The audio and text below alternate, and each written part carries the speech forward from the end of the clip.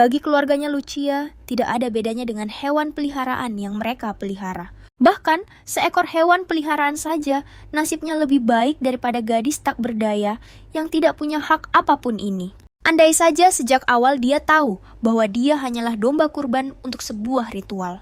Mereka melihatnya sebagai benda, sekali pakai sesuatu yang digunakan, lalu dibuang tanpa perasaan apapun. Di hari ulang tahunnya yang ke-18, saudara perempuannya sendiri mengkhianatinya, melemparkannya ke dalam jurang untuk mati dalam kegelapan.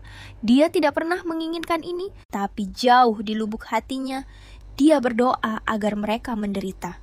Bagaimana mungkin dia bisa memaafkan orang-orang yang menyakiti dan mengkhianatinya hanya demi menjaga kedamaian mereka sendiri? Di sana, di kedalaman kegelapan Lucia, didatangi oleh dewa kedengkian. Jadi, dia membuat kesepakatan dengan dewa itu untuk lari dari takdirnya.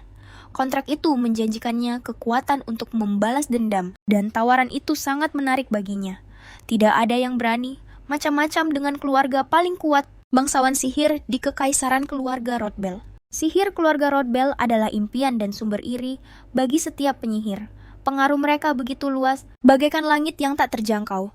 Kepala keluarga berdarah dingin yang memimpin keluarganya menuju kejayaan dan kekayaan Duke Ego Rothbell, ahli pedang termuda dan pewaris keluarga Esteo Rothbell. Putra bungsu Rothbell, Frances Rothbell, memimpin ordo ksatria sihir terkuat, dan anak emas mereka, Miracle Rothbell, yang dipuja karena pesona dan bakat sihirnya. Mereka adalah impiannya, harapan terdalamnya. Tetapi Lucia Rothbell, anak haram keluarga itu, sama sekali tidak seperti mereka. Ejekan dan cemoohan, tatapan dingin itu, semua menghantuinya, tapi dia tetap diam karena punya sebuah mimpi yang membuatnya kuat menahan rasa sakit. Dia bertahan berharap mereka akhirnya akan melihatnya. Lucia tidak tahu betapa bersyukurnya kepala keluarga itu dengan kehadirannya. Setelah 11 tahun, dia akhirnya mendengar kata-kata yang dirindukannya. Suara ramah ayahnya, senyumnya, semua yang pernah dia impikan akhirnya menjadi miliknya. Tapi, dia tidak mengerti mengapa itu terjadi sekarang dari sekian banyak waktu. Frances ingin mempersingkat waktu dan menyelesaikan ini dengan cepat. Hari ini adalah hari terakhir dia akan melihat wajah kakaknya. Ketika sang kakak mendengar kelancangannya, dia membentaknya untuk menjaga sikap. Meskipun Esteo merasa dirinya benar waktu benar-benar terbuang sia-sia. Bagaimanapun juga, sudah waktunya bagi Lucia untuk memenuhi tugasnya. Kakak beradik Rothbell akan tetap menjadi diri mereka sendiri, sampai akhir yang pahit. Mereka menyuruh adik perempuan mereka untuk melompat ke dalam jurang dan mati.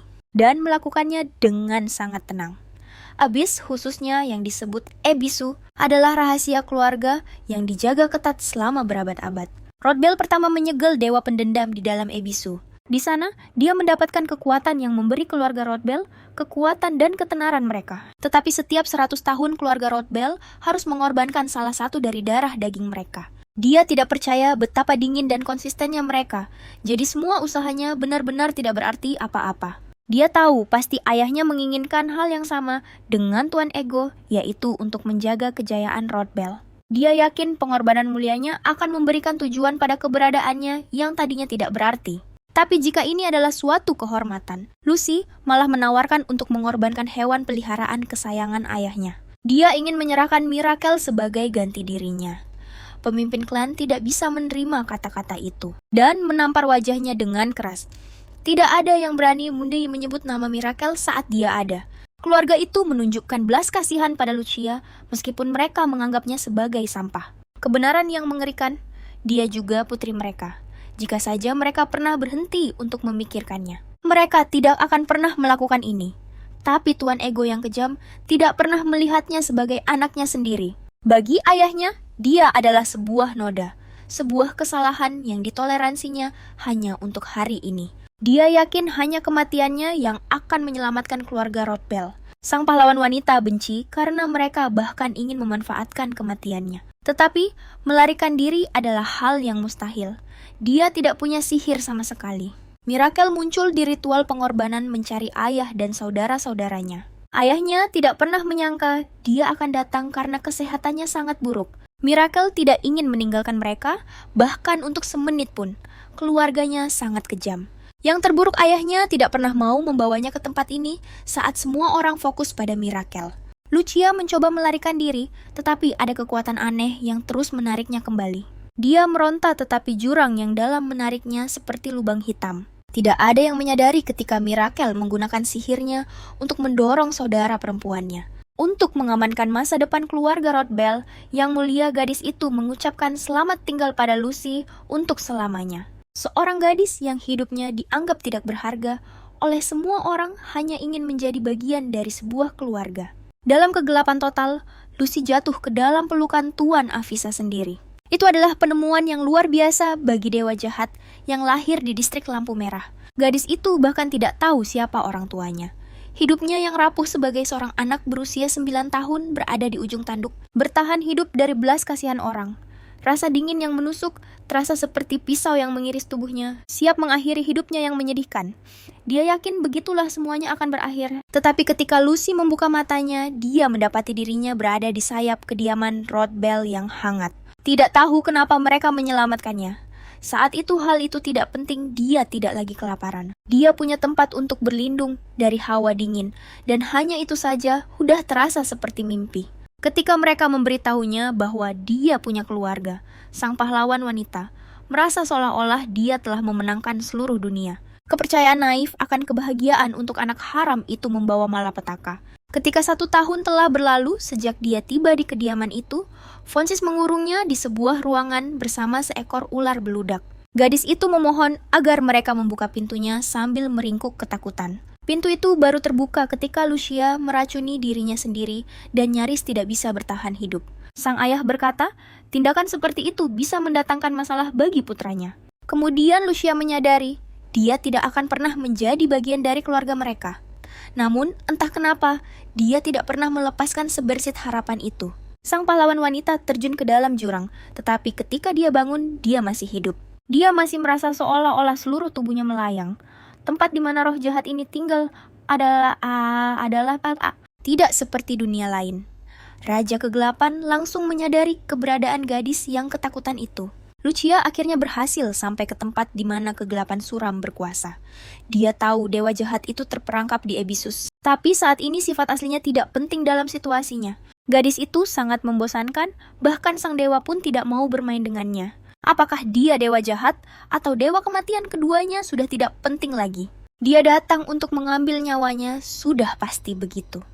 Sang pahlawan wanita tidak pernah menyangka bahwa dewa itu memiliki wajah yang seperti keluar dari mimpi. Kematian yang tenang dan damai Lucia tidak menginginkannya lagi. Esensi Abias menyuruhnya untuk mengingat keluarga Rothbell. Keluarganya para bajingan yang memanfaatkannya, membohonginya, lalu melemparkannya ke dalam jurang. Sang dewa yakin dia ingin menghancurkan hidup mereka dengan kedua tangannya sendiri. Dengan kekuatannya, balas dendam ada dalam jangkauan. Semua kemuliaan keluarga Rothbell, kebahagiaan mereka, rumah mereka semuanya dibangun di atas pengorbanan Lucia. Keluarganya membangun istana pasir mereka dengan menginjak-injaknya sebagai fondasi. Jika dia benar-benar mencoba melarikan diri melalui kematian itu, hanyalah penipuan diri sendiri. Dia tahu dewa itu tidak akan membantunya hanya untuk iseng. Kesepakatan ini adalah sebuah kontrak dengan dewa dungeon. Dia berjanji akan membantunya jika gadis itu membantunya keluar. Satu-satunya keinginannya adalah untuk bebas dari kutukan. Dalam kegelapan tak berujung hanya Lucia Rothbell yang mampu melakukannya. Tanpa sihir atau restu dari keluarga Rothbell, gadis itu menganggap dirinya bukan apa-apa. Tapi menurut dewa, dia belum menyadari kekuatannya. Lucia hidup seperti cangkang kosong, tidak sadar bahwa kekuatannya telah dicuri. Gadis itu tidak percaya sang dewa mengetahui sifat aslinya sebelum ia menemukan siapa yang telah mencuri kekuatannya. Dia harus menghadapi keluarga Rothbell, kebencian nyata yang terpendam yang coba ia hapuskan. Dia tidak ingin mati, dia ingin mereka menderita. Mereka yang meninggalkannya di Abyssus dan terus menyakitinya sampai akhir tidak pantas mendapatkan pengampunan. Itulah sebabnya gadis yang penuh tekad itu siap membuat kesepakatan dengan dewa. Jalan yang dia lalui mungkin akan berlumuran darah, hanya rintihan dan kutukan yang akan bergema di sepanjang jalan. Sang dewa membuat janji yang disegel dengan sebuah ciuman dan bersumpah mereka akan segera bertemu lagi. Di hari Vance, mengurungnya gadis itu berusaha mati-matian untuk kabur. Dia memohon padanya untuk membuka pintu, tapi Vance Rothbell tidak bergeming. Dia menunggu saat di mana Lucia akan mulai menangis histeris. Tiba-tiba, seekor ular karco beracun satu-satunya yang sesuai dengan yang ia inginkan. Suara yang dibuat gadis itu lenyap begitu saja. Vance sangat marah. Gadis Rodbell itu tidak bisa menangani ular itu. Saat pelayan masuk, dia menyadari ular itu telah menggigit Lucia di dalam kamar. Hanya pengecut tanpa sihir yang akan ketakutan oleh hal seperti itu. Sebuah kantung kecil yang aneh tiba-tiba terbang keluar dari kamar. Di depan mata Vance, sesuatu di dalamnya bergerak, dan hal berikutnya, seekor ular terbang keluar. Makhluk berbisa itu menerkam si pelayan, menancapkan taringnya. Anak yang ketakutan itu tidak tahu apa yang sedang terjadi. Saat itu juga pintu terbuka dengan keras dan Lucia yang angkuh melihat keluar. Gadis itu akhirnya melangkah keluar dari kamar yang terkunci, terlihat lega. Tapi sekarang tidak ada yang bisa membayangkan siapa yang bersembunyi di balik anak tak berdaya itu. Sejak saat itu, segalanya berubah bagi gadis itu. Sekarang Lucia tahu pasti bahwa dia telah kembali ke masa lalu. Pelayan yang sama yang memasukkan ular ke kamarnya saat itu masih ada di sekitarnya. Vance sendiri, orang yang dulu menyiksanya, benar-benar sama persis, tapi kali ini pelayan itulah yang tamat riwayatnya selamanya, bukan Lucia. Semuanya akan berubah pada saat itu. Dia akhirnya mengerti apa yang dimaksud sang tuan saat mengatakan akan membantunya. Tatapan Lucia telah berubah, dia lebih percaya diri, lebih berani. Bahkan sang pewaris langsung pun terguncang oleh tatapan itu. Tidak bisa percaya dengan apa yang sedang terjadi.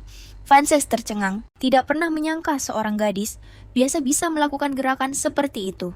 Dia menganggap kemampuannya menarik dan memutuskan untuk bertindak seolah-olah dia tidak menyadarinya. Kepribadiannya yang impulsif dan kurangnya kontrol emosi mendefinisikan dirinya. Dia melakukan semua pertunjukan mencolok ini untuk menutupi kelemahannya. Sekarang, dia akhirnya mengerti mengapa dia begitu takut pada Frances dan mengapa dia tampak begitu menakutkan. Kali ini saat menatapnya Frances bukanlah apa-apa. Frances mengira gadis itu sudah gila atau benar-benar kehilangan akal, tapi Lucia belum selesai. Dia terus mengatakan kepadanya bahwa dia tidak sepintar putra sulung Estoe dan bagaimana dia tidak memiliki kepribadian yang disukai orang-orang seperti yang dimiliki Miracel. Bahkan jika nama Rodbell dilepaskan darinya, dia tetap sama seperti Lucia. Dia mengarahkan pedang padanya karena orang sepertinya tidak akan berani mengatakan hal seperti itu. Sang pewaris langsung dianggap tidak lebih dari cacing yang menyedihkan anak ini, bahkan tidak bisa mengendalikan sihirnya sendiri dengan benar. Sudah waktunya untuk mengingatkan Lucia bahwa Frances adalah orang yang sama sekali berbeda. Dia tidak pernah menganggap dirinya seperti saudara. Perempuannya, usahanya yang menyedihkan untuk bersikap tegar. Tampak seperti pertunjukan memalukan bagi gadis itu.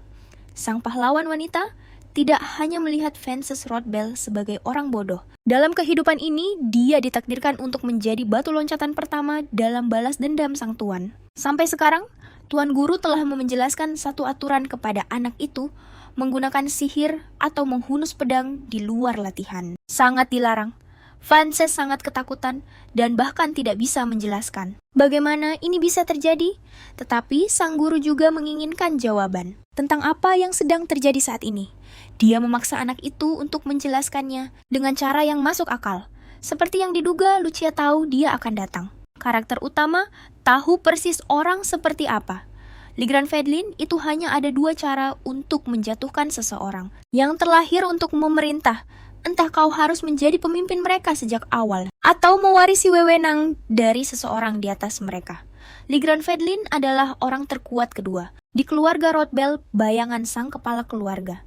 Dia adalah kepala administrator dan penasihat terdekat kepala keluarga, satu-satunya yang dipercaya untuk melatih para pewaris langsung. Lucia tahu perkataannya adalah perintah mutlak.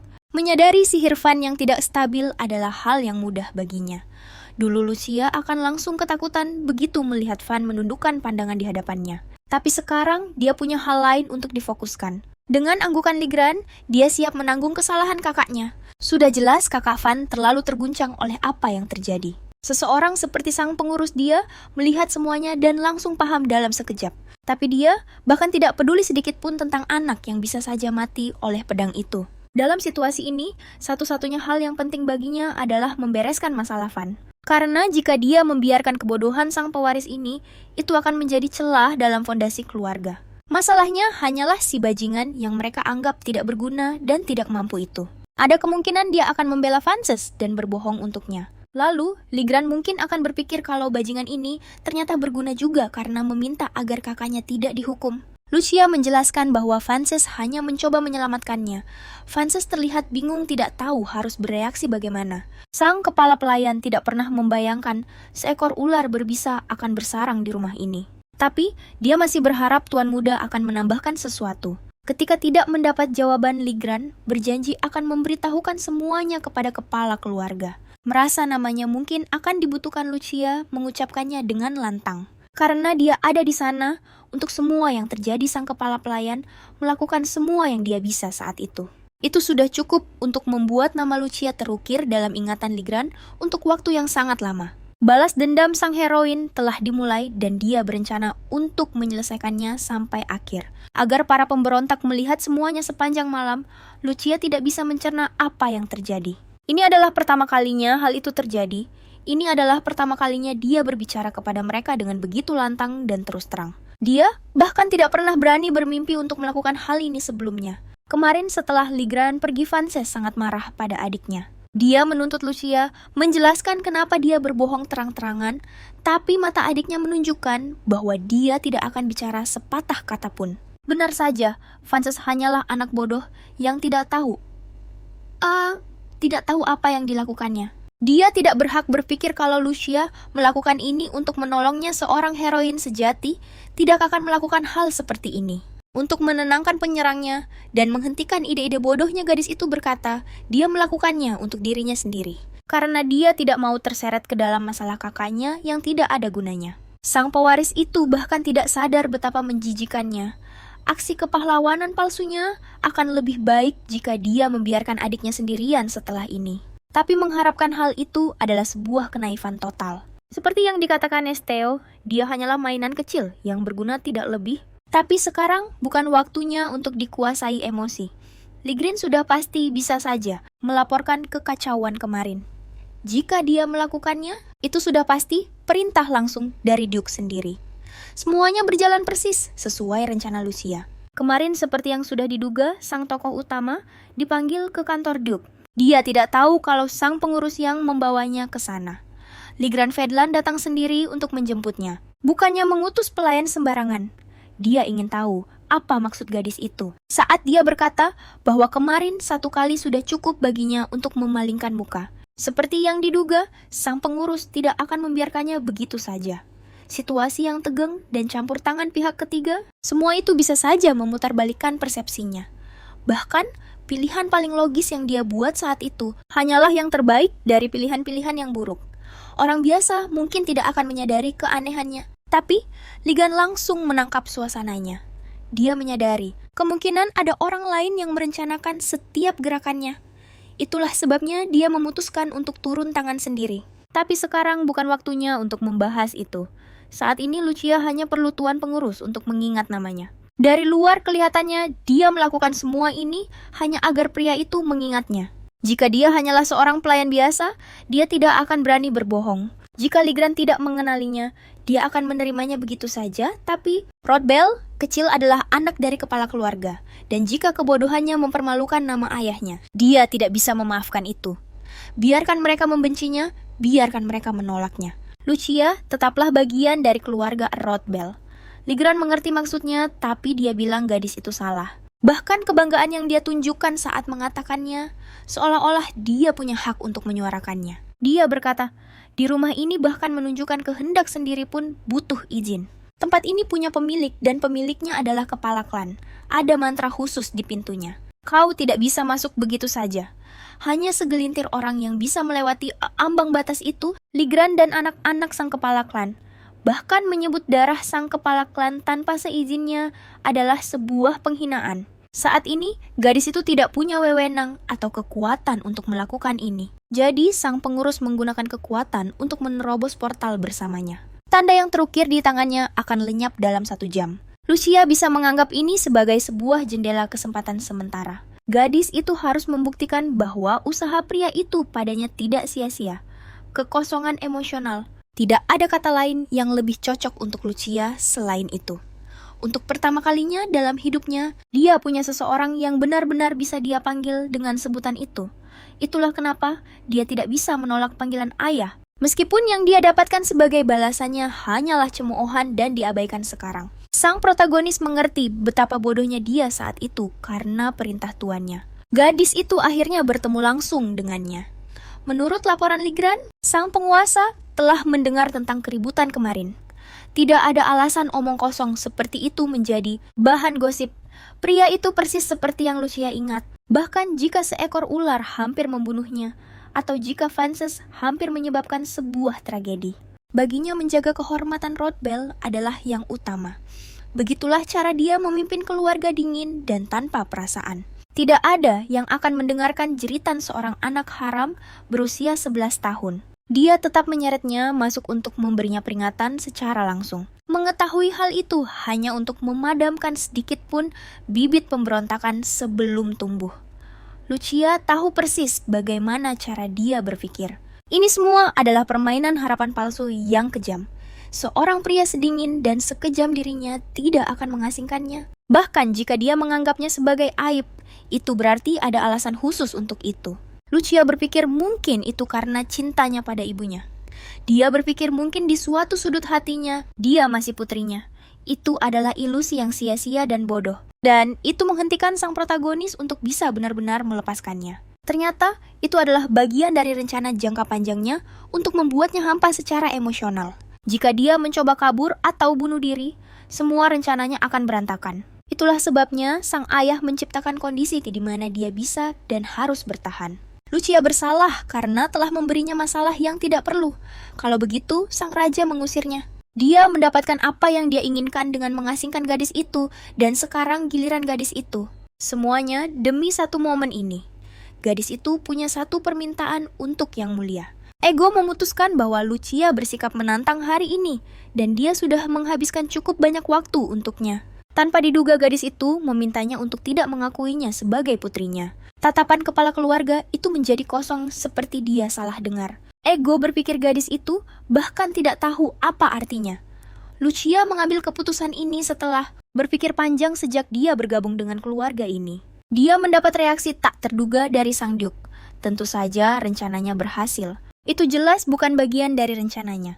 Ego tahu peran apa yang dimainkan Lucia dalam membangkitkan kembali keluarga.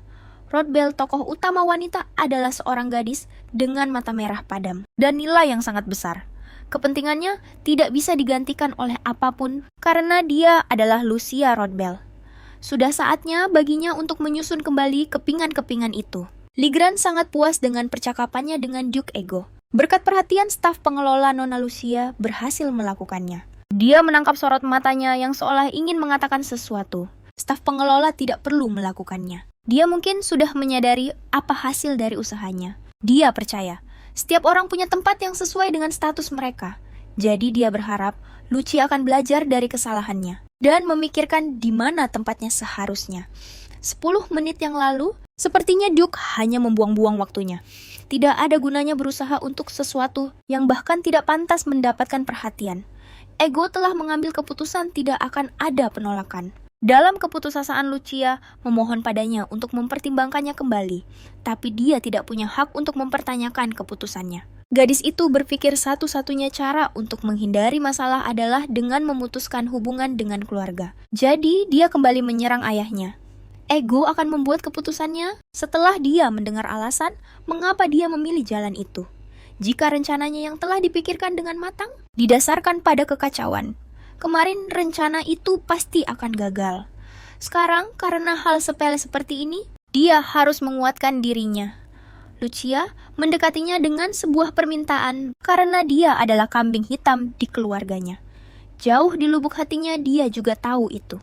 Anggota keluarga Rodbell yang sejati adalah seseorang yang menjalankan tugasnya tanpa satupun kesalahan dan menjunjung tinggi kehormatan keluarga. Itulah yang diyakini oleh tokoh utama wanita sebagai tujuan sejati dari keberadaan mereka. Sifatnya yang kekanak-kanakan hanya menyeret nama keluarga ke dalam lumpur. Yang lebih parah tindakannya membuat orang lain mempertanyakan keputusan untuk menerimanya. Kehadirannya menimbulkan keraguan atas keputusan Duke untuk membiarkannya tinggal. Jadi, gadis itu memohon padanya untuk terakhir kalinya untuk mencabut statusnya sebagai seorang anak perempuan. Seperti yang sudah diduga, tidak ada gunanya bahkan untuk memikirkannya. Sang Duke menolak permohonannya dan menolak untuk mendengarkan apapun lebih dari itu. Di kediaman Rodbell tidak ada ruang untuk keraguan dalam keputusannya. Dan Lucia adalah bagian dari itu. Menjalankan tugasnya adalah hukuman bagi Lucia Rodbell. Dia tidak menyangka ayahnya akan menerimanya, tapi itu tetap menjadi penghalang besar. Satu-satunya cara untuk mengubah situasinya di sana adalah dengan perintah langsung dari Sang Duke. Dia menegaskan bahwa dia bukanlah makhluk manja yang mengemis cinta keluarga. Untuk membuktikan betapa kuat tekadnya dia memainkan kartu, untuk tidak diakui lagi sebagai keluarga. Jika dia hanya tetap menjadi anak haram setengah darah, dia tidak akan pernah bisa menggoyahkan fondasi keluarga Rodell. Jadi, sebelum ujian kelayakan Rodell dimulai, dia harus bersiap-siap. Meskipun dia sadar telah bertindak terlalu jauh, dia tahu Sang Duke tidak akan menelantarkannya. Tapi, melawan itu berbahaya. Ada banyak sekali cara untuk menahannya di sini. Sampai hari pengorbanan tiba, selama Lucia masih hidup, dia bisa memenuhi perannya. Tapi bagi ayahnya, itu adalah pilihan terakhir. Dia bukanlah orang bodoh. Dia menulis rencana darurat untuk kabur di buku catatannya, untuk berjaga-jaga. Dia bahkan tidak akan membiarkan sedikit pun kemungkinan bahwa Lucia akan kehilangan kendali. Ada sebuah kutukan yang menimpa siapapun yang mewarisi garis keturunan Rodbell. Siapapun yang lahir dengan kemampuan mengubah pencapaian menjadi hiburan adalah dikatakan membawa darah Rodbell. Mereka yang lahir dengan kekuatan murni Rodbell selalu menghadapi efek samping pada akhirnya. Mereka akan membayarnya dengan kematian yang sehitam kehampaan itu sendiri. Kebalikan dari kecemerlangan mereka. Tidak ada yang tahu apa yang sebenarnya memicu kehancuran itu. Jika seseorang kehilangan kendali dan tidak ada yang bertindak cepat, mereka pasti akan mati. Jika Lucia lepas kendali, dia akan harus memilih korban dari keluarganya sendiri. Langkah pertamanya adalah mencari cara untuk mengangkat kutukan yang tersegel pada dewa jahat. Dia memberinya kesempatan untuk balas dendam, dan sebagai imbalannya, dia harus melakukan perintahnya. Itu berarti pergi ke perpustakaan tempat semua kebenaran dunia ini disimpan. Legenda mengatakan patriark pertama Rodbell yang membangunnya. Dia benar-benar seorang kutu buku. Setiap generasi setelahnya mengikuti jejaknya, mencurahkan darah dan keringat untuk tempat itu. Tentu saja, akses masuk dibatasi hanya untuk beberapa orang terpilih. Hari ini, sang pahlawan wanita memiliki kunci untuk memasuki lorong-lorong itu. Di dalam seorang pustakawan bernama Giles, menyapa gadis itu, siap membantu jika dia membutuhkan arahan. Tapi Lucia berkata, dia punya urusannya sendiri di perpustakaan itu. Keluarga Smoor yang melayani keluarga Rodbell merasa sangat bangga memegang posisi mereka di perpustakaan, terutama Giles Smoor. Seorang pria dengan harga diri berlebihan yang menganggap keluarga Rodbell lebih tinggi daripada nyawanya sendiri. Dia bersikeras tempat ini hanya terbuka bagi mereka yang diizinkan secara pribadi oleh sang tuan. Meskipun darah Lucia mengalir dalam garis keturunan keluarga dia, tidak punya tempat di sana. Itu aneh karena ayahnya sendiri telah memberinya nama Rodbell dan pustakawan itu tidak punya wewenang untuk mengusir gadis itu. Jika tidak, hal itu bisa dianggap sebagai penentangan terhadap kehendak kepala keluarga karena fans menghunus pedangnya hanya karena masalah sepele. Ayahnya memanggilnya itu tidak sepadan dengan kedudukannya, karena anak itu bahkan belum menjadi pewaris langsung. Sang ayah memarahi fans karena sebuah pernak-pernik murahan. Dia akan membereskan gadis itu sekali dan untuk selamanya. Pustakawan Smoor putus asa untuk menjelaskan dirinya kepada Nona Lucy, mengklaim bahwa dia tidak akan pernah berani melawan kehendak Duke. Apa yang baru saja terjadi, Smoor mencoba menjelaskannya sebagai kesalahpahaman kecil. Gadis itu berjanji tidak akan memberitahu Duke tentang apa yang terjadi. Dia berjanji tidak akan menempatkannya dalam posisi yang canggung di depan keluarga Rodbell. Mengetahui pria ini dan betapa cepatnya dia berubah, sikap dia menganggap tontonan menyedihkan ini lucu.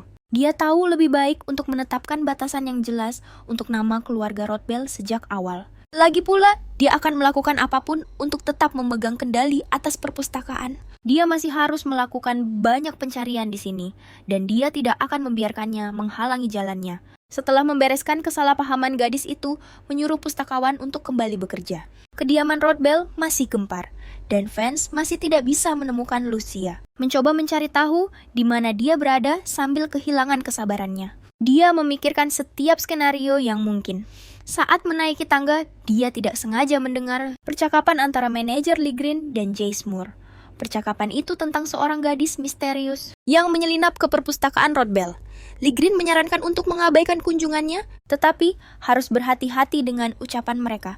Karena mulai hari ini, Tuan Besar mengeluarkan dekret baru mengenai Nona Lucia. Mulai sekarang, dia akan dipindahkan ke kamar tamu dan para staf harus memperlakukannya dengan hormat. Takut dengan perubahan ini, Yasmur tidak bisa mengerti apa yang sedang terjadi.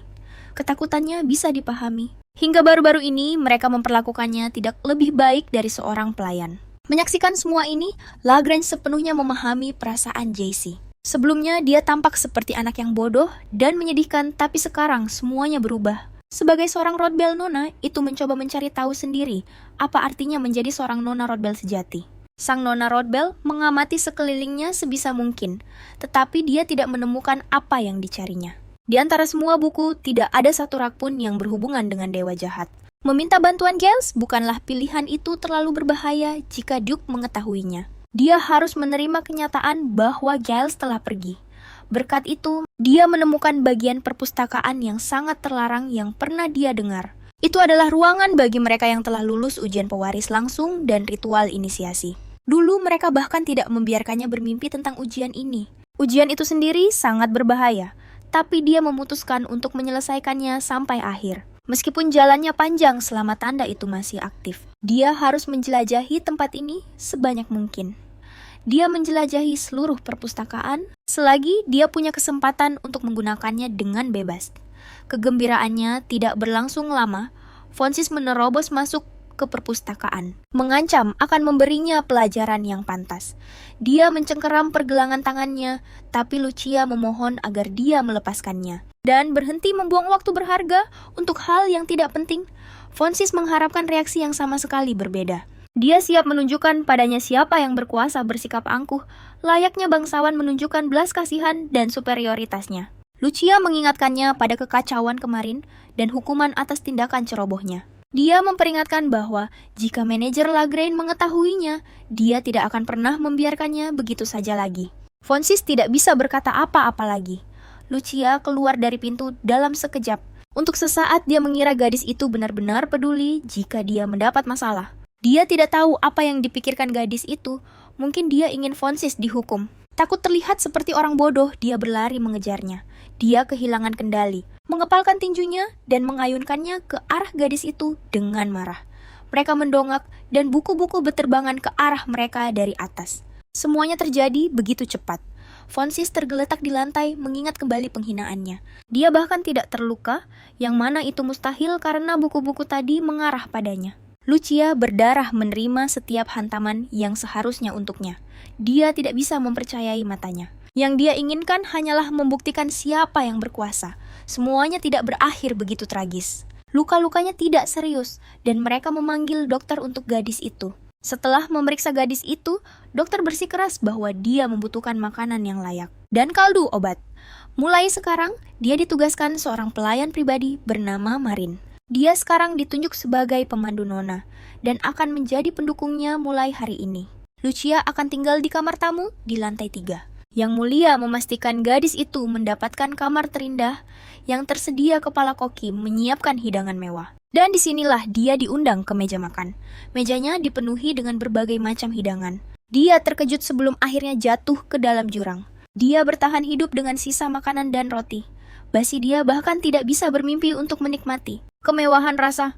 Setelah dia kehilangan indera, perasaannya makanan menjadi sarana untuk bertahan hidup baginya. Lucia menikmati makanan lezat itu, merasakan rasanya yang luar biasa. Dia merasakan rasa makanan sungguhan untuk pertama kalinya, dan itu benar-benar lezat. Piring yang kosong mengatakan segalanya ini adalah makanan paling lezat yang pernah dia makan. Setelah makan Maren, pergi mengambil kaldu sementara Lucia tetap di sana tenggelam dalam pikirannya. Makanan enak itu kebaikan. Maren semuanya menyeret pikirannya kembali ke masa lalu. Dia teringat pada orang yang telah membantunya bertahan hidup saat itu. Satu-satunya orang di keluarga Rodbell yang selalu ada di sisinya, orang yang sangat ingin Lucia temui lagi. Tanpa berpikir dua kali, dia langsung menuju ke arena latihan terbaik keluarga Rodbell. Di sanalah para ksatria sihir berlatih, khususnya unit sihir ksatria pertama. Dengan Ordo Rodbell yang terkuat di benua arena ini adalah wilayah unit khusus mereka. Bagi anak biasa sampai ke tempat ini yang jauh di dalam perkebunan Rodbell hampir mustahil. Tapi bagi Lucia itu tidak sulit, dia sudah sering ke sini sebelumnya. Para prajurit unit pertama bergerak dengan kekuatan mentah dan kepercayaan diri yang tak tergoyahkan. Itulah seni ksatria sihir Rodbell, yang sesungguhnya mereka menanamkan sihir ke dalam senjata mereka, melalui sumpah pengikat dan menguasainya. Bahkan seorang prajurit biasa pun adalah master seni itu, dan bisa menyaingi para komandan itu sendiri. Dia tahu tempat itu sangat berbahaya, harus tetap waspada. Seorang pemuda yang kuat muncul di hadapannya. Dia melihat ketakutannya dan menenangkannya. Tempat itu kacau dan berbahaya, dengan senjata berkelebat di mana-mana. Pemuda itu meminta gadis itu untuk menunggu di tempat yang aman. Setelah pertarungan berakhir, dia mendekatinya. Dia adalah Ian Rixus, komandan dari skuad ksatria sihir pertama. Selama duel, petarung itu berlebihan dan menyebabkan lonjakan sihir. Atasannya memarahinya hen-hen karena kecerobohan dan kelalaiannya dengan sihir. Lucia memperhatikan bahwa Ian tidak berubah sama sekali. Masih sama seperti sebelumnya. Para petarung tidak pernah menyangka seorang anak akan muncul di arena. Itu adalah situasi yang kritis. Tugas skuad pertama adalah melawan monster. Tidak ada ruang untuk lengah sedetik pun. Komandannya tegas, tapi di balik ketegasannya itu ada seorang pria dengan hati yang baik. Ian bertanya pada nona muda itu, bagaimana dia bisa berakhir di tempat yang mengerikan ini, meskipun dia tahu tanpa perlu penjelasan, bahwa dia seharusnya menyalahkan orang tuanya. Maka dari itu, dia menyuruh gadis itu untuk masuk ke dalam. Tempat ini tidak aman selagi mereka mencari orang tuanya. Lucia setuju untuk menunggu di ruang tunggu. Ian segera mengirim anak buahnya untuk mencari orang tuanya. Pertemuan mereka terasa canggung. Ksatria itu tidak punya apa-apa untuk ditawarkan padanya. Hanya para pria yang berlatih di sana, mereka tidak punya banyak persediaan. Bukan masalah besar. Nona itu meminum teh hijau sepanjang waktu. Dia jelas jauh lebih dewasa dari usianya. Ian berpikir memanggilnya nona kecil terasa canggung. Sekarang semua yang di luar sana terasa menakutkan, tetapi dengan Lucy berada di sini, dia akhirnya bisa santai. Di tanah keluarga Rodbell tidak ada tempat yang lebih aman dari ini. Tuan Rixus mungkin terlihat tangguh, tetapi dia punya kekuatan untuk membuktikannya. Setiap kata yang dia ucapkan penuh perhatian dan kekhawatiran, begitu hangat hingga hampir membuatnya menangis. Karena memang begitulah dirinya, dia tidak bisa membiarkan dirinya menangis. Komandan Kompi Ksatria pertama Ian Rixus tahu persis siapa gadis itu. Sekarang dia ingin tahu mengapa pria itu menyembunyikannya.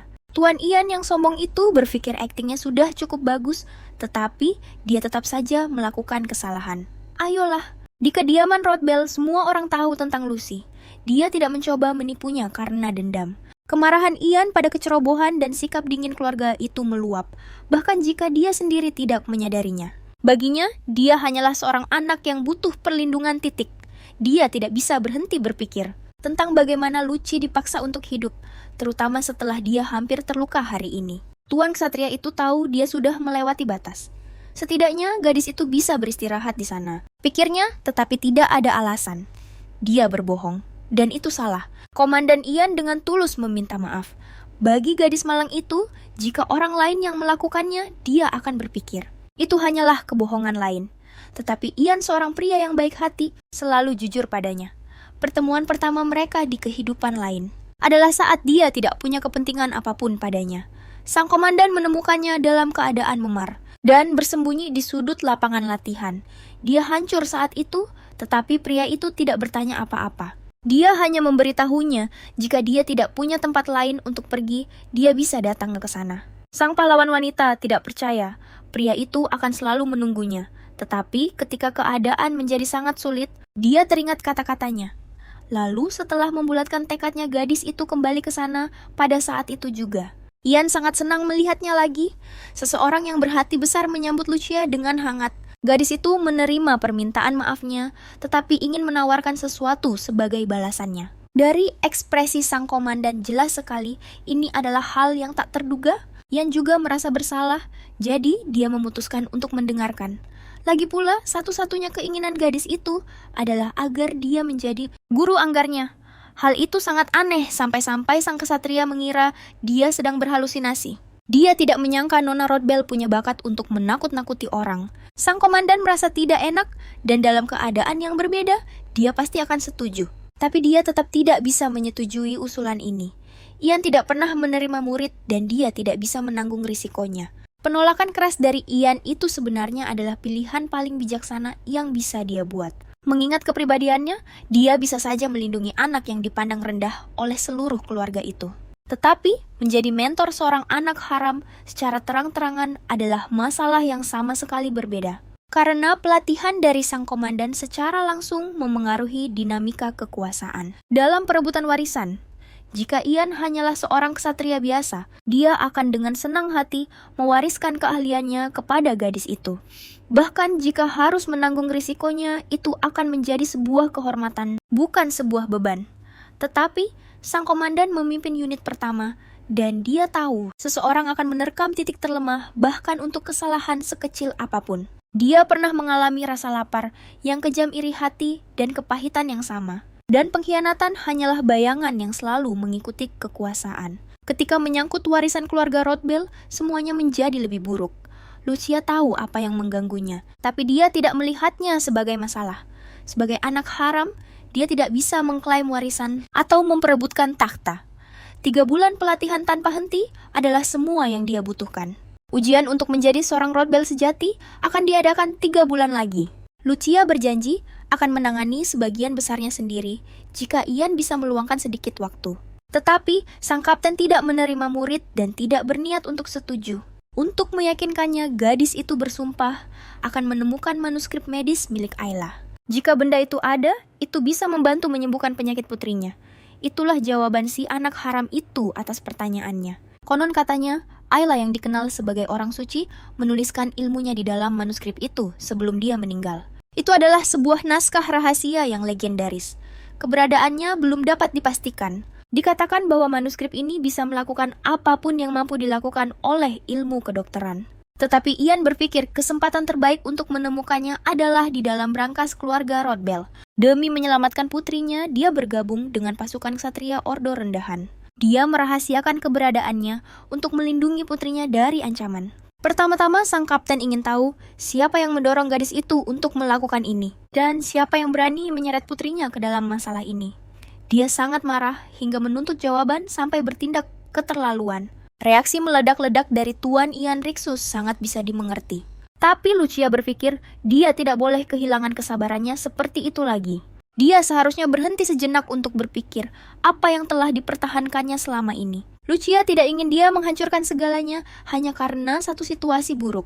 Tugas utamanya adalah tetap fokus pada satu tujuan wanita itu bisa membantunya. Jadi, dia memiliki kesempatan untuk menyelamatkan putrinya, bahkan sebagai kepala pasukan.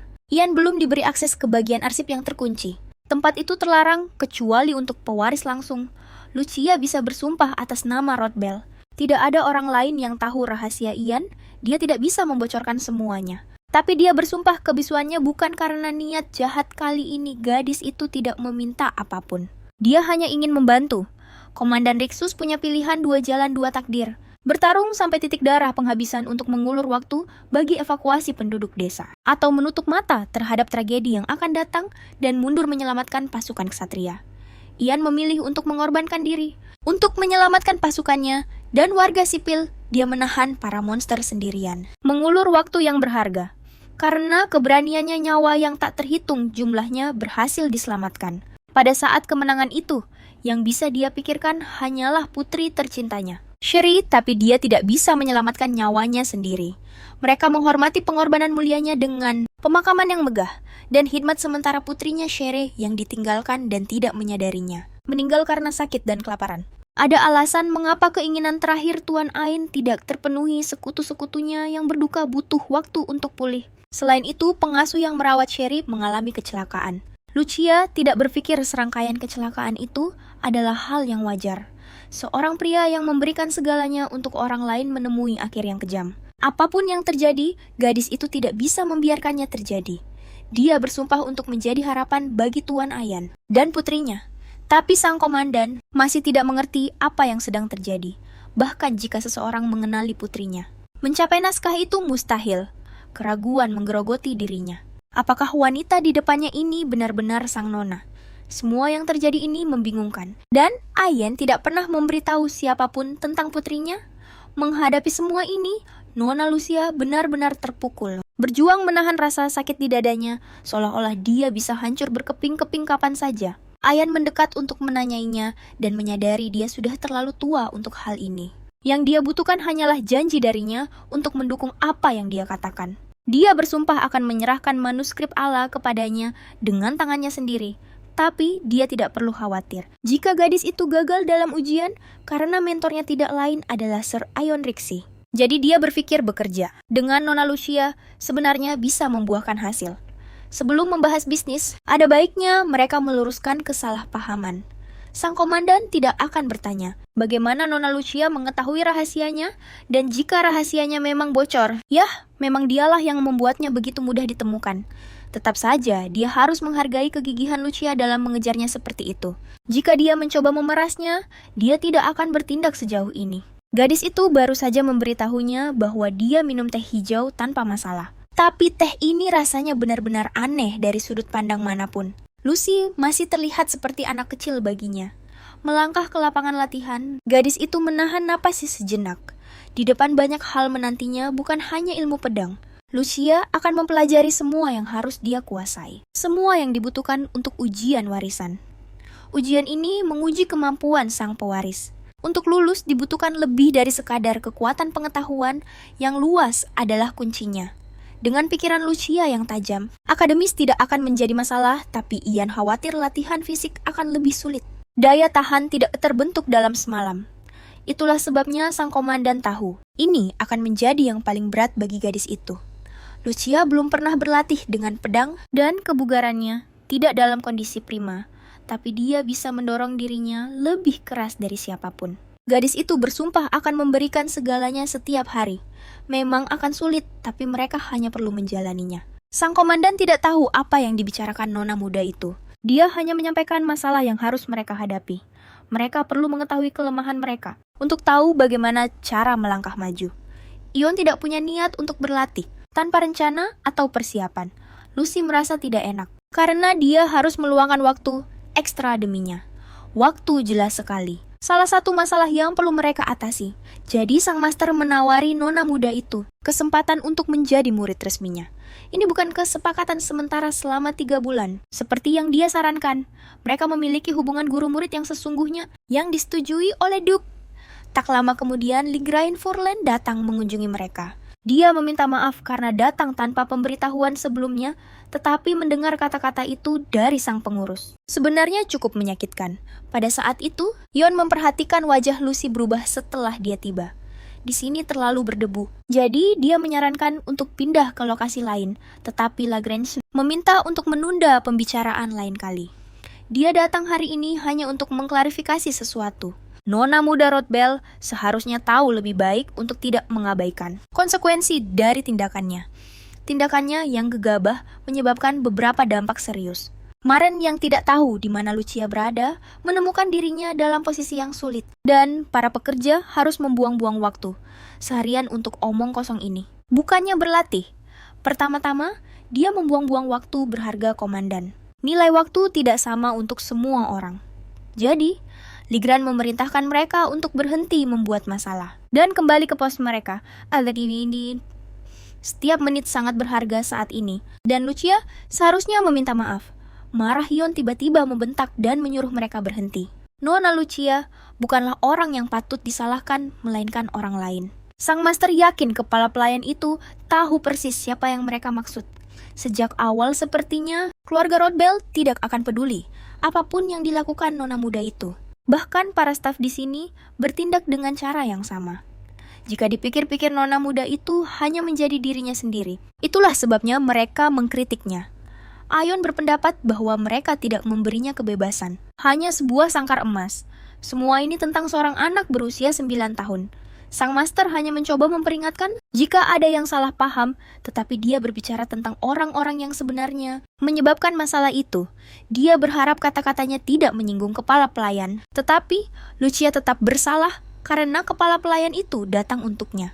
Dia bisa bergerak bebas hanya karena perkebunan ini aman. Setelah berjanji untuk lebih berhati-hati, mulai sekarang gadis itu meminta maaf. Ayan juga menyebutkan bahwa hari ini adalah hari yang sangat menyenangkan.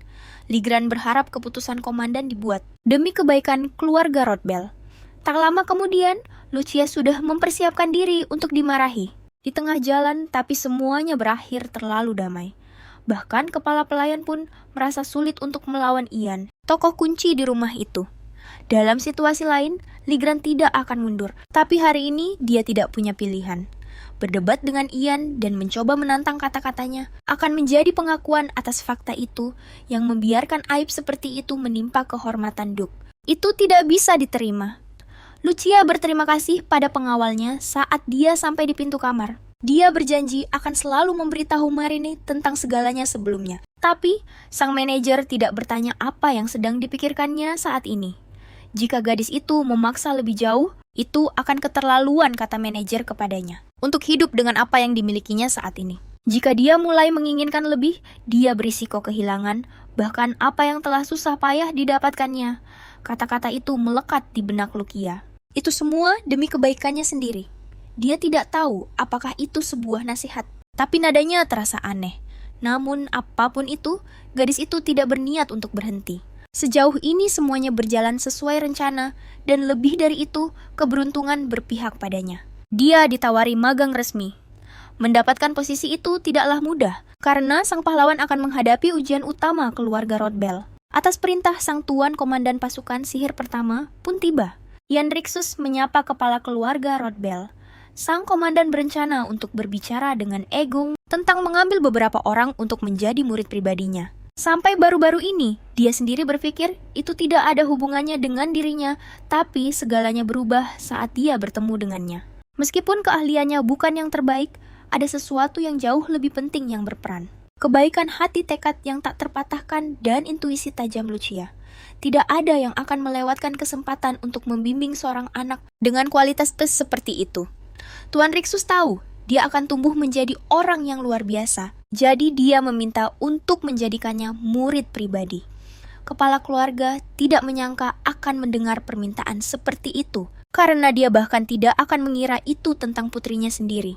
Tapi Ian tahu sang kepala keluarga bahkan tidak mempertimbangkannya. Bagi sang Duke, orang yang tidak memenuhi standarnya tidaklah relevan. Belum lama ini, Ian Rixus akan melakukan apa saja untuk menjadi ksatria Rodbell.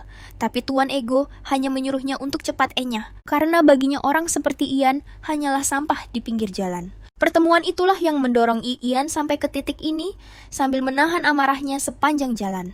Dia tidak mengharapkan kemudahan dari orang sepertinya jika pada akhirnya harus berurusan. Dia bersedia mempertaruhkan pangkat komandannya, tetapi Yang Mulia menyerahkan keputusan itu kepada sang komandan. Fakta bahwa Ian akhirnya angkat bicara menunjukkan dia 100% yakin dengan pilihannya. Sekarang dia harus melatih Miracel Putri Ego dengan benar. Sang komandan mengira pemimpinnya akan langsung setuju begitu saja. Ternyata Duke tidak pernah menganggap Lucy sebagai putrinya, tetapi yang ingin Ian terima sebagai murid adalah Nona Lucy. Maren menghabiskan berjam-jam menata rambut Lucy. Sebelum acara besar itu, mereka berganti pakaian berkali-kali. Gadis itu sampai tidak bisa menghitungnya.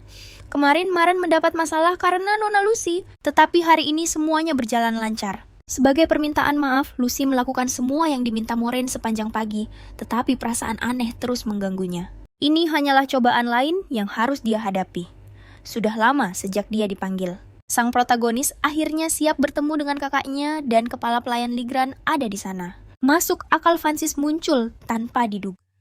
Yang ingin Francis ketahui hanyalah masalah apalagi yang ditimbulkan oleh si darah campuran ini. Jika orang tua itu memanggilnya saat jam kerja, itu pasti sesuatu yang besar, pikir Francis. Tengkoraknya retak dan dia kehilangan arah. Tiba-tiba saja anak itu berpura-pura khawatir. Dia hampir terlihat bersalah atas apa yang terjadi. Seorang Rodbell tidak akan melupakan posisi mereka. Lucia mengira Vance sudah kehilangan akal sehatnya, kalau tidak dia tidak akan berteriak begitu kencang. Hari itu menandai dimulainya kehadirannya yang benar-benar terasa di rumah itu. Dia mewarisi garis keturunan kepala keluarga, potensi mengalir di nadinya. Tetapi dia akan segera mengetahui ambisinya yang membara akan membakarnya hingga musnah. Ligran menyadari tidak semuanya hilang. Masih ada waktu untuk bertanya mengapa tempat ini menyandang nama Rodbell. 10 menit sebelum pertemuan, Ego mengetahui bahwa Lucia adalah murid sang master. Pemimpin itu tidak melihat Ayan sebagai orang lemah yang tak punya pendirian, yang hanya membiarkan takdir mempermainkannya. Ayan seorang pria sabar yang tahu cara menunggu, menginginkan apa yang benar-benar dia dambakan. Jadi Ego bertanya, apakah sang komandan benar-benar sudah memikirkan ini matang-matang? Ini bisa jadi keputusan gegabah yang dibuat karena emosi. Ayan seperti pria yang berdiri di atas es tipis, satu langkah salah bisa membuatnya hancur. Pikiran bahwa Lucia selama ini hidup di bawah tatapan dinginnya menggerogotinya. Peringatan dari tuannya justru membuat sang komandan semakin bertekad. Sebuah tugas yang tidak bisa diganggu-gugat. Diturunkan dari pemimpin klan selama beberapa generasi. Komandan pasukan ksatria memiliki hak untuk mengambil satu pewaris sebagai murid seumur hidupnya. Jadi, pemimpin pasukan pertama meminta izin untuk mengambil Lucia sebagai muridnya. 10 menit kemudian, Frances dan Lucia menerobos masuk ke kantor sang ayah. Situasi ini meningkat jauh di luar dugaan sang tokoh utama wanita. Dia sudah mengamati mereka cukup lama, sehingga bisa membaca bahasa tubuh mereka seperti buku. Ion tegang seperti tali busur. Saat ini, sang Duke sedang menunjukkan lebih banyak emosi daripada yang pernah dilihat siapapun darinya. Ion mendapat kesempatan, tapi dia mempertaruhkan terlalu banyak untuk itu. Ayahnya mengetahui bahwa Lucia Rothbell ingin belajar ilmu pedang dari sang kapten. Dalam keadaan yang berbeda, dia seharusnya dihukum atas kelancangannya. Tetapi, atas permintaan Ion sang Duke, memutuskan untuk memberinya kesempatan untuk membuktikan diri. Dalam 1 minggu di lapangan latihan, dia berharap Lucia memenangkan sebuah duel. Dan untuk itu tentu saja, dia akan membutuhkan lawan yang sepadan. Venosus Rothbell, putra yang lebih muda, akan menjadi lawan Lucia. Dia terkejut mengetahui bahwa pertarungan itu akan terjadi dalam 1 minggu. Bertarung melawan gadis yang belum pernah memegang pedang itu konyol. Itulah harga dari tantangan ini. Kau tidak bisa menang hanya dengan bicara. Dulu ketika para Rothbell belajar ilmu pedang, tes semacam itu tidak pernah ada. Venus adalah seorang jenius anggar. Tidak ada seorang pun seusianya yang bisa menandinginya. Mengalahkan seseorang yang akan memimpin para ksatria sihir suatu hari nanti terdengar gila. Begitu pertarungan dimulai, dia akan mengalahkan Lucia dalam hitungan detik, tanpa diragukan lagi. Jadi mereka memberinya pilihan untuk mundur dari duel dengan Frances, tetapi dengan satu syarat. Jika dia menolak, instruktur ilmu pedangnya bukanlah sang komandan melainkan ksatria manapun. Tetapi, jika Lucia memutuskan untuk berduel dengan Frances, tidak ada yang akan menghentikannya. Jika dia kalah, dia tidak akan pernah mendapat kesempatan lagi untuk berlatih ilmu pedang di sini. Nona Lucia harus membuat pilihan. Jika dia setuju untuk bertarung, dia akan kehilangan satu-satunya kesempatannya, karena itu adalah jebakan dari sang Duke. Apapun yang dia pilih, semuanya akan berjalan sesuai keinginan sang Duke. Gadis itu pun membuat keputusannya dan menerima duel dengan Frances. Frances sangat marah. Ayahnya telah memberinya kesempatan dan dia menganggap pilihan Lucia adalah sebuah kesalahan. Alasan Lucia ingin belajar ilmu pedang di sana, bahkan dengan kesempatan yang diberikan oleh Yang Mulia, adalah karena Komandan Rixus, yang percaya pada potensinya dan berusaha keras untuknya. Sekarang dia harus siap melakukan apa saja, jadi keputusan dan jawaban untuk Yang Mulia telah dibuat. Lucia mulai berlatih untuk duel dengan Frances. Sementara itu pewaris kekaisaran Arpadel, Bedel Dinaf Arpadel, mendengar kabar tentang duel itu. Sekarang sang pangeran sangat ingin bertemu Lucia. Nona Lucia kembali ke rumah dan seperti biasa Maren sudah menunggu. Dengan makan siang yang enak dan kekhawatirannya yang seperti biasa. Sambil sarapan besar, Nona Lucia memutuskan untuk memberitahu Maren. Maren sungguh tidak ingin lawan Lucia adalah Tuan Muda Frances, tetapi nonanya membuat proposal yang tidak masuk akal. Sama sekali jadi dia tidak punya pilihan selain menerimanya, karena satu-satunya cara untuk mendapatkan apa yang dia inginkan adalah dengan mengatasi ketidakadilan ini, dan bagian terbaiknya dia punya seseorang yang percaya padanya dan memberinya kekuatan serta kepercayaan diri. Tiba-tiba entah dari mana, sang komandan muncul di tempat Lucia untuk pembicaraan penting. Meskipun ada risikonya, sang komandan memberinya kesempatan untuk memenuhi harapan semua orang. Dia berharap komandan akan datang ke pembicaraan itu tanpa keraguan sedikit pun di benaknya dan memberinya kepercayaan penuh. Sambil minum teh kental buatan Maren, sang mentor memulai percakapan. Dia mendengar satu hal yang tidak pernah ingin dia dengar dari sang komandan. Dia masih punya harapan, tetapi dari kata-katanya dia menyadari dia tidak punya kesempatan untuk mengalahkan Tuan Frances. Waktu persiapan mereka sangat singkat dan Frances punya bakat sejati. Sang komandan memberitahunya bahwa aturan pertarungan telah berubah. Dan jika sang Duke memaksakan kehendaknya lebih dulu, komandan punya hak untuk sedikit melawan. Kesepakatan telah dibuat dan sang Duke menyetujui syarat-syaratnya. Penggunaan sihir dilarang keras. Untuk mencegah cedera, mereka akan memasang mantra pelindung pada para peserta. Syarat kemenangan Frances Rodella jika ujung senjatanya menyentuh leher atau dada Lucia. Syarat kemenangan Lucia jika pedangnya menyentuh bagian manapun dari tubuh Frances Rodella. Syarat kemenangan yang sangat menguntungkan secara tidak adil ini pasti ulah sang Duke. Ada udang di balik batu di sini.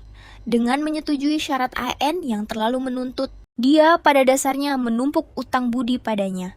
Dan pada saat yang sama, hal itu menghentikan konflik besar. Agar tidak meledak di antara kedua belah pihak, bahkan jika mereka memberinya sedikit kelonggaran. Dia sangat yakin Frances tidak akan kalah, tetapi siapa yang tahu kekacauan apa yang akan disebabkan oleh keserakahannya akan keuntungan. Dan sebuah alasan yang kuat, dan itu mungkin akan menimpa satu orang itu, yang juga selamanya terjebak dalam ingatannya. Disinilah tempat Heinrich, komandan Ordo Ksatria sihir pertama bersemayam. Sementara itu, Vancia mendengar tentang pertarungan dengan Lucia. Seminggu kemudian, dia langsung melesat ke Gilak. Dia bahkan mempertaruhkan statusnya sebagai murid resmi skuadron pertama. Gilak sudah tahu duel itu akan datang dan sedang menunggu anak itu untuk alasan yang sama. Dia adalah instruktur anggarnya dan tahu segalanya tentang Vance komandan kedua dari skuadron Ksatria sihir Jailok Malit. Vance tidak bisa mengerti mengapa komandan Ayan memilih Lucy sebagai murid resminya alih-alih dirinya. Dan gadis ini bahkan tidak mengambil jalan mudah. Tidak, dia malah membuat pilihan yang sangat bodoh. Dia sama sekali tidak tahu apa yang sedang terjadi dan menunggu Zilok untuk menjelaskannya.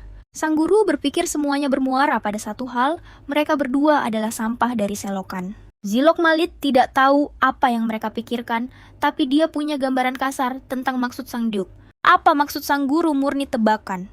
Zilok melemparkan aturan duel yang akan datang kepadanya. Jelas bukan pertarungan yang adil, aturan-aturan itu sangat berat sebelah. Melihat aturan itu, Zilok mendapat firasat. Nona Lucy mungkin benar-benar bisa memenangkan ini. Perbedaan antara Vance dan Lucy sangat jelas. Bahkan sang Duke melihatnya. Tetapi, jika itu benar, mengapa dia membesar-besarkan masalah ini? Padahal hasilnya sudah pasti. Satu jawaban ini adalah hukuman. Pria tua itu memberi sang tuan muda sebuah misi penting. Targetnya adalah mereka yang lupa diri dan mencoba meraih apa yang bukan milik mereka. Dan pria tua itu ingin melihat anak itu menghancurkan bajingan itu sejak awal. Vance merasa tertekan nih memikirkan apakah dia bisa memenuhi ekspektasi ayahnya untuk tanggung jawab sebesar itu. Tetapi dengan gurunya Zilok di sisinya, dia tidak perlu khawatir. Sepertinya Vance harus berlatih lebih dari sekadar ilmu pedang untuk sementara waktu. Dan cara menangani rakyat jelata dengan lebih efektif. Bahkan saat berbicara tentang motif paling mulia. Dalam seni bela diri, intinya adalah untuk melukai. Itulah mengapa kau harus selalu mengingat kebenaran inti itu. Tetap waspada, tetap fokus. Tragedi datang dari mereka yang menyerah pada godaan kekuatan kasar dan berubah menjadi monster. Sepertinya setelah semua yang didengarnya sang Nona, tidak akan melupakan pelajaran ini. Kata-kata itu akan menjadi cahaya penuntunnya mulai sekarang.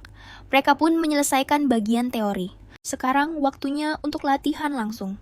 Untuk menang kau harus tahu kemampuan lawanmu dan juga kemampuan dirimu sendiri. Latihannya berjalan lancar. Nona muda itu cerdas dan cepat belajar. Dia mengakui bahwa dia tidak sekuat atau sehebat Vance dalam hal kekuatan murni dan teknik.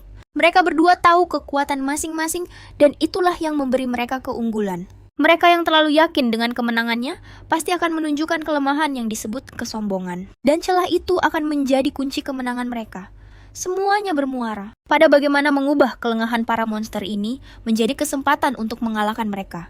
Dan untuk merebut kesempatan ini, kau butuh analisis mendalam dan latihan berulang yang berat.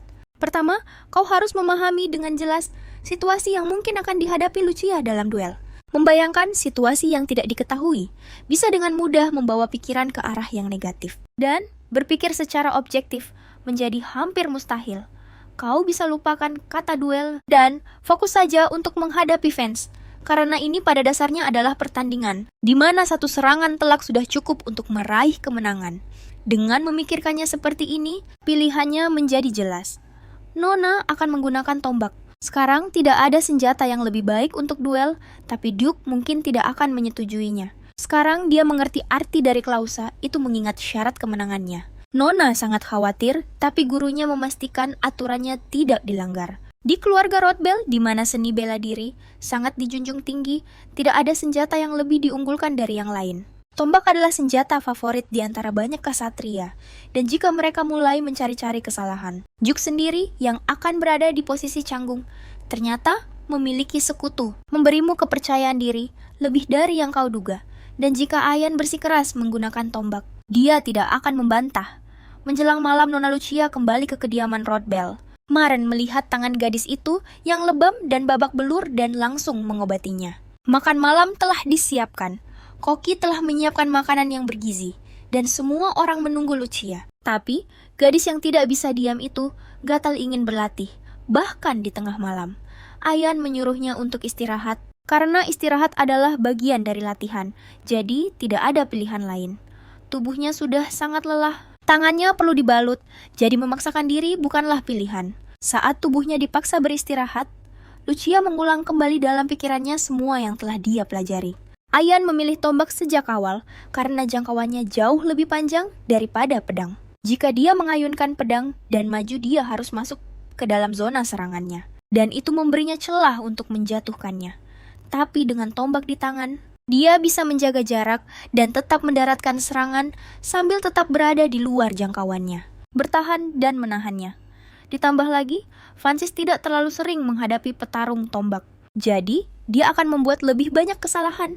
Jadi, ya kesepakatannya sebenarnya bagus. Selama perbedaan kemampuannya tidak terlalu parah. Lagi pula, ini adalah pertama kalinya dia memegang tombak hari ini. Dan jelas, Fensik tidak akan menyerah begitu saja. Jadi, sebelum duel, dia harus benar-benar menguasai semua yang dia pelajari hari ini.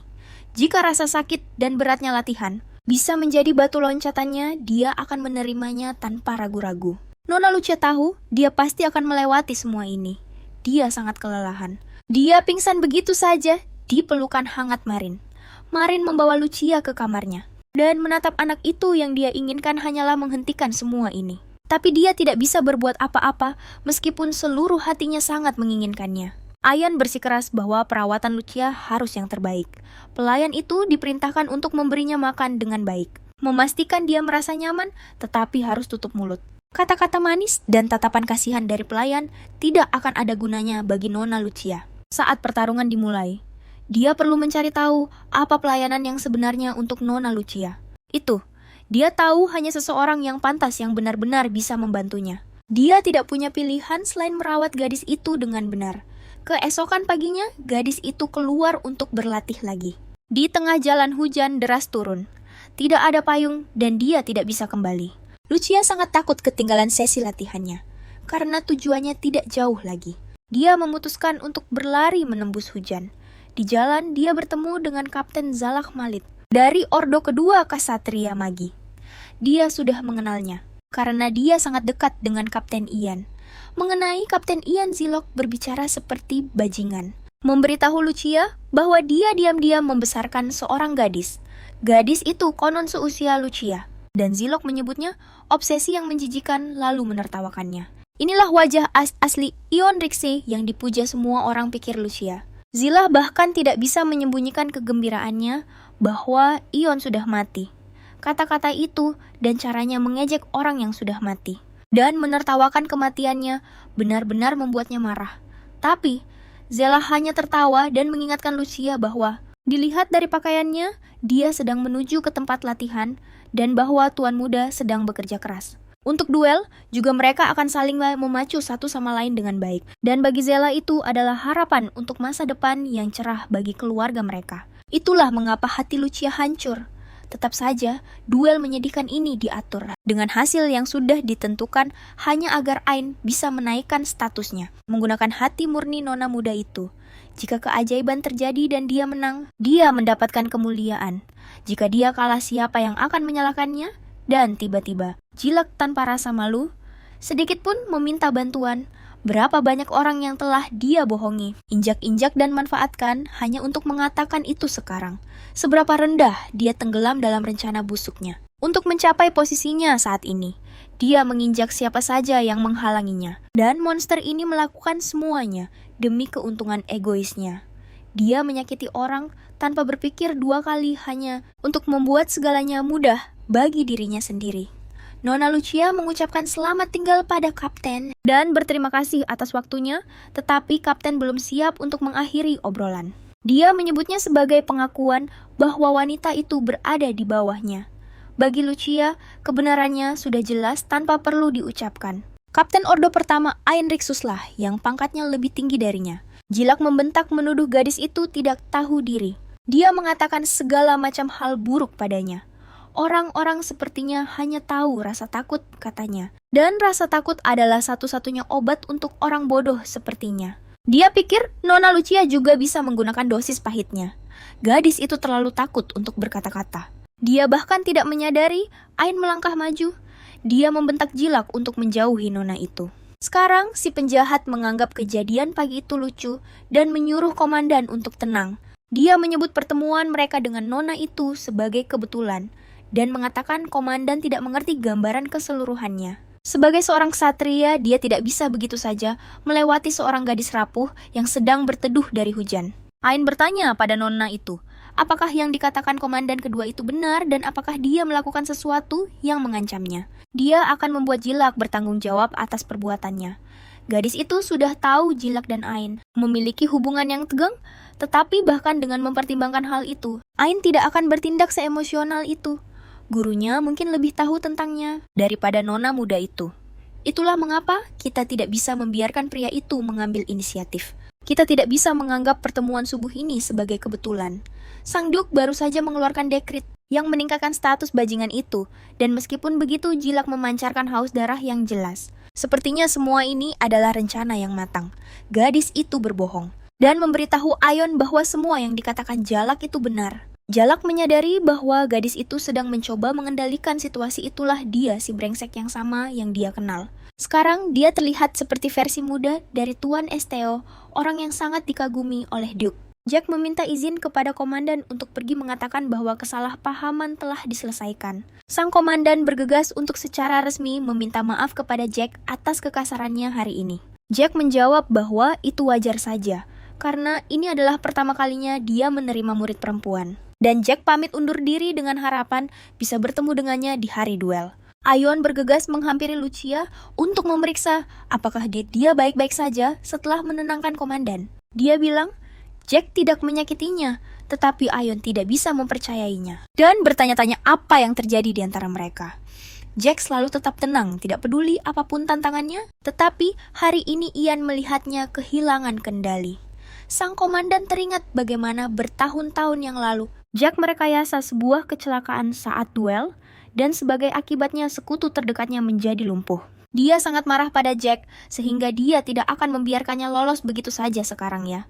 Itu terjadi hari itu, dan saat itu dia menunjukkan betapa lemahnya dia. Duel ini mungkin menjadi kesempatan untuk menghancurkannya sepenuhnya. Hari duel besar akhirnya tiba. Lutia dan Vance berada di aula bersama dengan instruktur pedang mereka. Nona Lukaya Rodbell dan Komandan Ayan Rixis, kepala ksatria sihir pertama Ordo Kekaisaran. Francis Rodbell dan Galak Malit, wakil komandan unit dan seorang swordmaster. Duke Rodbell, sang kepala keluarga, sudah pasti ada di sini untuk menyaksikan hari besar ini di istana. Dan Morocco Rodbell, putri bungsu keluarga, juga muncul untuk menonton duel itu. Francis tidak ingin mengecewakan ayahnya di saat yang genting ini, tetapi tekanannya bahkan lebih besar dari adik perempuannya yang percaya dia akan menang. Morocco mengetahui bahwa kakaknya akan bertarung dan memohon izin pada ayahnya untuk bisa hadir di sini. Namun, satu-satunya orang yang mendampingi Lucia hanyalah Ayane seorang. Dia menyuruhnya untuk membuktikan kepada semua orang siapa dirinya sebenarnya dan ingin menjadi apa dia. Sebelum duel dimulai, Ligran mengambil alih untuk menjelaskan peraturannya. Seperti yang diumumkan, kedua petarung akan dilindungi oleh sihir untuk mencegah cedera liontin, itu adalah jimat. Tidak perlu khawatir akan terluka. tuan muda akan menang jika ujung pedangnya menyentuh dada atau leher gadis itu. Tetapi Nona Lucia hanya perlu menyentuh bagian manapun dari lawannya untuk menang. Para lawan kemudian diberi senjata yang disiapkan khusus oleh para komandan untuk mereka. Fans menyuruh Lucia untuk memeriksa kembali senjatanya agar dia tidak menyalahkan pedangnya nanti. Lagi pula, dia membawa tombak yang tidak diizinkan bagi seseorang yang berlatih ilmu pedang. Tapi keputusan apakah itu diizinkan atau tidak bukanlah wewenang fans, itu terserah keluarga Rothbell. Kepala keluarga Ego Rothbell mengatakan bahwa gadis itu tidak melanggar aturan apapun, jadi mereka bisa terus melanjutkan. Keberatan tentang pilihan senjatanya dan apakah itu adil tidak akan diterima. Satu-satunya hal yang harus mereka ingat adalah kehormatan keluarga Rothbell, dan mereka tidak boleh membiarkannya ternoda dalam pertarungan ini. Saat duel dimulai, fans mengira Lucia akan terus maju sampai akhir. Lucunya anak itu bahkan tidak marah, dia tertawa. Sebelum terlambat, dia menyuruhnya untuk meminta maaf pada ayahnya. Dan mungkin dia akan menunjukkan belas kasihan. Aiden benar. Fans sama sekali tidak punya pengalaman melawan tombak, dan buktinya dia sudah berada dalam jangkauan Lucia. Ini adalah satu-satunya kesempatan sang pahlawan wanita untuk belajar cara bertarung titik. Lucia mengarahkan pandangannya pada lawannya dan yakin dia akan menang. Fans tidak percaya bahwa Lucia Rothbell hampir saja menusuknya dengan tombak, kalau saja tidak meleset sedikit pun. Jika dia ragu, sedetik saja, duel itu pasti sudah berakhir. Bagi anak itu semua ini tidak masuk akal. Semuanya tidak masuk akal. Itu mustahil dalam pikirannya. Lucia memang terlahir untuk membuat orang kesal. Pendapat macam apa yang dia miliki tentangnya, sampai berani mengarahkan tombaknya padanya, bukannya kabur dengan waras. Fans mengoceh omong kosong dengan wajah datar, tapi ini sama sekali bukan permainan kejar-kejaran. Lagi pula pertahanannya sangat mudah ditebak. Gadis itu hanya melakukan tusukan cepat, tapi tampaknya gerakannya itu benar-benar mengejutkan sang ahli pedang agung. Pria sombong seperti fans jika menyangkut seni bela diri. Rasa malu membuatnya benar-benar kehilangan akal memaksanya untuk mengikuti ritme Lucia. Ini adalah langkah pertama dalam strateginya dan semuanya berjalan sesuai rencana. Setiap gerakan meletakkan dasar bagi kemenangan Lucia. Menyaksikan duel mereka, Miriel berpikir mereka berdua luar biasa, terutama Lucia, bertarung setara dengan kakaknya.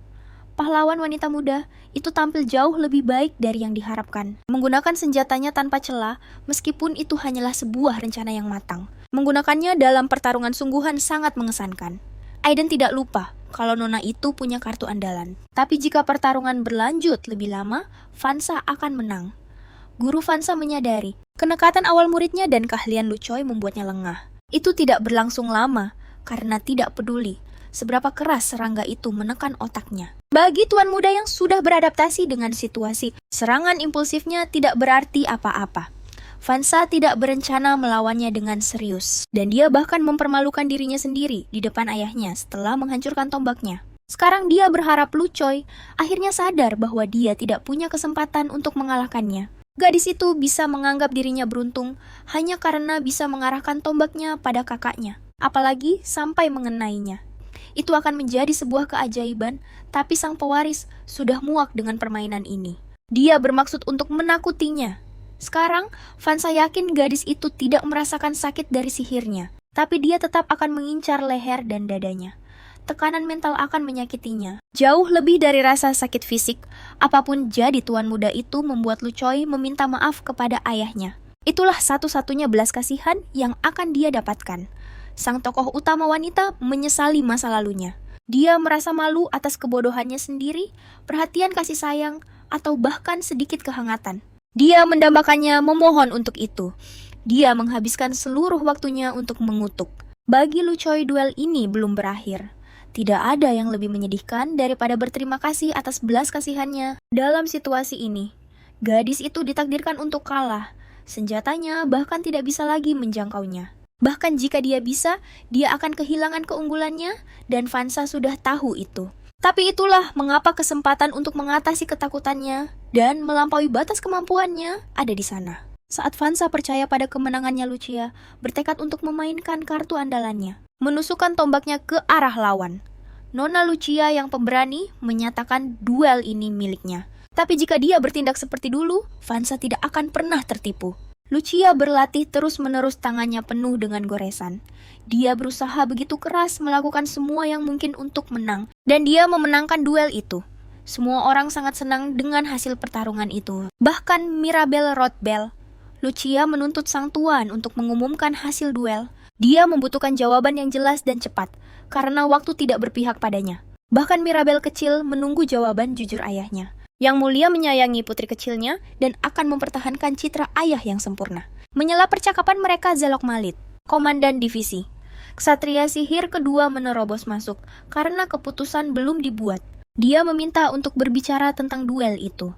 Semua orang bingung dengan apa yang ada di pikiran Zelik. Mereka semua menunggu untuk mendengar apa yang ingin dia katakan untuk mengacaukan hasil duel. Zilok menunjuk ke tombak yang patah itu. Begitu tombak itu rusak, tombak itu tidak bisa mendaratkan serangan yang bersih. Dan buku peraturan yang dia hafal di luar kepala mengatakan hal yang sama. Tapi Aiden menyela, dia tidak akan membiarkan Zilok merusak segalanya. Gerakan putus asa untuk memutarbalikkan kebenaran. Fans kehilangan pedangnya di akhir hanya sebuah pertunjukan untuk memberi Duke alasan untuk menulis ulang hasilnya. Meskipun begitu, Yang Mulia mengumumkan putusan yang ditunggu-tunggu semua orang.